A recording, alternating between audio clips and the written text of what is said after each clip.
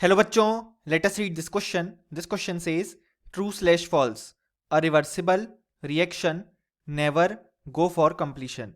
सो इस क्वेश्चन में हमसे कहा गया है कि एक रिवर्सिबल रिएक्शन कभी भी कंप्लीशन की तरफ नहीं जाती है और हमें बताना है कि ये स्टेटमेंट ट्रू है या फॉल्स. सो इस क्वेश्चन को सॉल्व करने के लिए हमें जो की कॉन्सेप्ट रिक्वायर्ड है वो है कॉन्सेप्ट ऑफ रिवर्सिबल रिएक्शन. अब लेटस से हम यहाँ पे एक रिएक्शन देख रहे हैं जिसमें हमारे पास रिएक्टेंट ए है और यहाँ पे ये है in a reversible reaction with B. So initially क्या होता है, t इक्वल टू 0 पे हमने a मोल्स ऑफ रिएक्टेंट लिए हैं और प्रोडक्ट के 0 मोल्स प्रेजेंट होंगे. सो हम जानते हैं कि यहाँ पे after some time let's say t dash पे हम देखेंगे तो यहाँ पे जो रिएक्टेंट है वो प्रोडक्ट में कन्वर्ट हुआ होगा और यहाँ पे उतना ही अमाउंट प्रोडक्ट का हमारे पास फॉर्म हुआ होगा.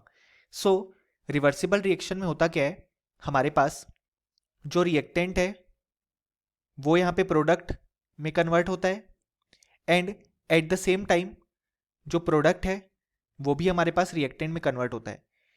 इनिशियली जो हमारे पास रिएक्टेंट से प्रोडक्ट कन्वर्ट होने का रेट है यानी कि रेट ऑफ फॉरवर्ड रिएक्शन वो यहाँ पे ज़्यादा होती है क्योंकि इनिशियली हमने रिएक्टेंट लिया है तो इनिशियली फॉरवर्ड रिएक्शन की रेट ज़्यादा होगी और जो यहाँ पे ये बैकवर्ड रिएक्शन की रेट है यानी कि जो प्रोडक्ट से रिएक्टेंट बनने के रिएक्शन की रेट है वो कम होगी क्योंकि प्रोडक्ट हमारे पास अभी बन रहा है. लेकिन एक टाइम आता है, हम जानते हैं, जब हमारे पास rate of forward reaction is equal to rate of backward reaction हो जाती है और इसी को हम बोलते हैं इक्विलिब्रियम कंडीशन.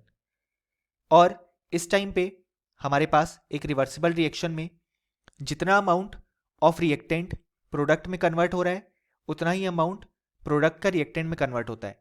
इसलिए rate of forward reaction equal to rate of backward reaction हो जाती है और इसे ही हम इक्विलिब्रियम कंडीशन बोलते हैं.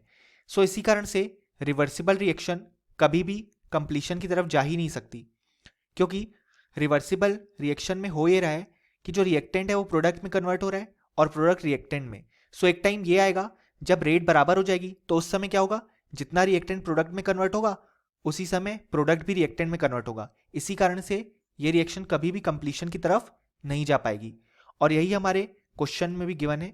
सो इसका आंसर हो जाएगा ट्रू. और फाइनली हमें लिख सकते हैं कि इस क्वेश्चन का हमारे पास जो करेक्ट आंसर आया वो आया true. Hope you understood it well. Best of luck.